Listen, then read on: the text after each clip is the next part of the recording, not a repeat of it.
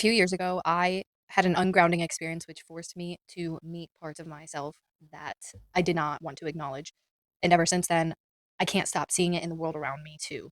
It started because I went into a spiritual practice regarding shadow work, healing, subconscious exploration, and I went into it thinking that I was well equipped for it because I traditionally, that's like my pastime, my fun thing that I do. But I ended up going much deeper than I ever thought I would go. A few months in, I had a deeply ungrounding spiritual experience where I thought I was being attacked, but what was actually happening is I was being forced to reconcile with parts of myself that I had been suppressing for a very long time. It started slow. For a few months, it was just like a little nudge, a little subconscious nudge, like, hey, are you going to take a look? Are you going to look at these parts of yourself? And eventually it turned into there was nowhere else for me to turn. I had to acknowledge these things. And like I said, I thought I was being attacked for a couple months, like spiritually attacked, because there's a lot of fear mongering about spiritual attacks and negative entities and all this other stuff. And I'm not saying that doesn't exist, and I'm saying I don't think it exists nearly as much as the internet would have you believe. I think most of the time it's probably the result of people meeting parts of themselves that they really, really, really didn't want to meet. Because of this experience, it has really changed my outlook on life in a way that I never would have imagined. I am obsessed with getting this information out in the best way possible because I really think that the reason that the human collective struggles so much, the reason why we have so much darkness, and the reason why we have so much what we would call evil, war, extremism, manipulation, control, escapism, complacency, everything you can think of is because of the tendency to repress issues because the human collective seems to be deeply entrenched in shame and in punishment. And it's like, it didn't take me long to make the connection that I was not being attacked, that I was actually just facing parts of myself that I had been refusing to face my whole life. It didn't take me long to realize that. And it became extremely evident to me as I realized that the things that were attacking me were direct mirrors of things that were inside of me. Like it becomes glaringly obvious at some point. And from there, it caused this, what a lot of people call it like an ego death. And I know there's some back and forth between the term ego death and whether ego is a good thing or a bad thing. And for me personally, the way that I look at it is there's two uses for the ego. There are two ways that people explain it. Okay, so there's the shame-based ego and the personality ego. So there's like the ego that is your personality, your motivation, your inspiration, your drive. Then there is the ego, and this is like the psychological definition, if you look into it, that is your coping mechanisms, the thing that protects you from shame, from cognitive dissonance, from, contradictions within your own psyche. It's your coping mechanism. This is the part of the ego that does need to, in some way, be humbled in order for us to truly make any progress, is the conclusion that I have come to.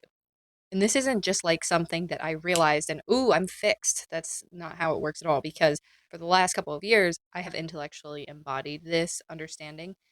And yet I still get pulled down into the shame and punishment cycle. And it's very, very hard to get out of because it's so entrenched in our society. It's everywhere. It is how people relate, it is how people cope, is through things that are deeply coded in shame and punishment. And two things I want to say, just like psychological information. First of all, there's a difference between shame and guilt. Guilt is when you recognize you have a bad behavior and you think that it's not like a character flaw, so you will work harder to try to correct it. And shame is when you realize you have bad behavior, but you think it's an inherent character flaw that makes you broken, so you won't work hard to correct it. You will instead create coping mechanisms. You will instead lie to yourself. You will instead make excuses. I have found myself to do this time and time again.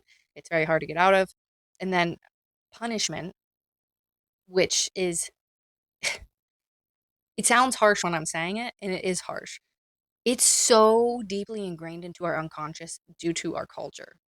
Like, it would be hard to pick up on if it weren't for actively trying to pick up on it and work on it. There's also a philosophy that's like thousands of years old that still backs our legal system called legalism.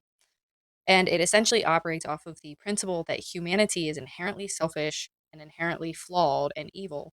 And thus, there must be strict laws and strict punishment in order for humanity to be like essentially kept in check.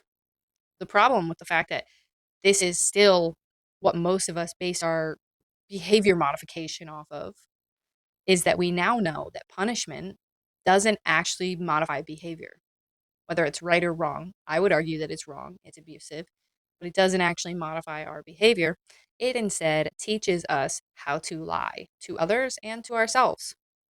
So when we live in a society that is heavily punishment focused, that starts with the structures at the top. That ends up going down into the teachers, and that ends up going down into the parents, and that ends up going down to the children. And then the children end up internalizing that and creating their own behavior modification based off of punishment, based off of shame. And what I realized after this experience for me that I can no longer unsee in the world around me is that this is like a cannibalistic force in society that continues to just cause all of the problems that we passionately would like to eradicate. I believe that the vast majority of people have good intentions and want good things and get deeply, deeply lost in this idea that there is some bad guy that needs to be punished. And it's not just the bad guys outside, it ends up being the bad guys inside that we have repressed. Basically, we fear uncertainty, we fear bad things happening. And because we fear bad things happening, we take all these steps and we create all these stories about how to avoid the bad, what the bad is, what to look out for, what to avoid, what to repress, what to project. And it ends up feeding the fire, basically. It just ends up continuing the cannibalistic cycle of abuse, shame, punishment, complacency, lying, deception, manipulation, control, so on and so forth.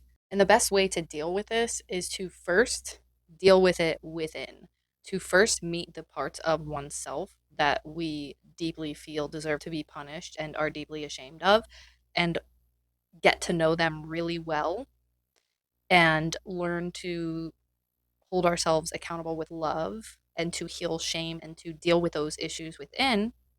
That's the only way to truly know how to deal with those issues in the outside world, and the only way to know how to discern what actually is something to look out for and how to handle that. It can't come from these group created stories because humanity isn't that simple. Humanity is much more complex than these neat stories. And the only way for us to truly discern for ourselves what's going on and how to deal with it is to find it within ourselves first. I am still hardcore dealing with this within myself. I don't know that it ends in this lifetime. It's a journey, it's a process, it's very difficult, and it's deeply ingrained in us to avoid, repress, project, and shame and punish. So I don't necessarily know what the answers are for all of the bad behaviors we want to avoid. The one thing I know for sure is that difficult situations and confusion and pain and discomfort and change are inevitable. And the more we avoid them, the more we perpetuate them. So it's like one of those things where we have to get in the process of dealing with that in order to actually make any headway. And I find this to be a very serious, pressing issue for humanity because, again, like I said, once you face it within yourself, it's all you can see. You start to see how it's literally the root of every single problem. For myself, I find that my inner child, in order to feel safe, makes a lot of excuses for things, for my own cognitive dissonance and my own inner issues, because it's like a scared child throwing a temper tantrum. And this is the cause of a lot of my bad behavior is literally like just parts of me trying to keep me safe. I continually have to get used to the fact that I am now, rather than allowing my inner child and those inner parts of me trying to be safe to continue to like repress and project and throw temper tantrums and avoid and escape and try to pretend things are different than they actually are. I find myself having to continually check those parts of myself and be like, okay, like once I started this process, it started to get really familiar when I was like when I'm out of alignment, basically, because I'll start to be able to feel it. And it feels a lot like this isn't to say every time anyone feels displeasing feelings that it's because they're doing something wrong or that it's because it's their repressed feelings. Like, obviously, there's going to be times where we feel displeasing feelings because something somebody else did or something like that. But I find that there are a lot of times when, a past version of me might have thought that somebody was affecting me, but it was me. Like, I found that there were a lot of times where I felt angry or I felt avoidant or I felt this or that. And I assumed it was because I disliked something somebody else was doing, but it's actually because I disliked my own reaction and my own behavior. And I was trying to avoid it. So I was projecting it onto somebody else. And this is a prevalent thing. It continues to happen. And I have essentially just surrendered to this process that it is going to continue to unfold. And I'm just going to have to get used to it because of the fact that shame and punishment are so deeply entrenched in our culture. Recorded history, at least, has been people trying to correct bad behavior with more bad behavior. And it causing just like this spiral of like shame and abuse and fear. And I feel like what I'm in right now and that I wish more people would go into is the process of releasing generations and generations and generations of shame, fear, punishment mentality. Something that I know that I'm reminded of time and time again is that it doesn't have to be as painful as I have made it because the issues arise to the surface and I'm trying to fight them with more of the same because that's what's ingrained into my unconscious predictive coding is like the only way that I know how to solve the issue, to modify the issue, is to do so with the old programming of shame and punishment. And so when I'm thinking about it, I'm thinking of when you put like two radio type things next to each other or like two walkie talkies next to each other and they go and it creates this like really loud ricochet of noises. That's what it feels like with me trying to solve the issues arising with more shame and punishment. And it feels like I'm learning how to, years later, and having devoted a good chunk of my free time to this process, it feels like I'm just now starting to really hardcore work on in the last few months, like catching myself in the moment and trying to find a different way to view the thing and to handle the thing other than to beat myself up and to shame myself.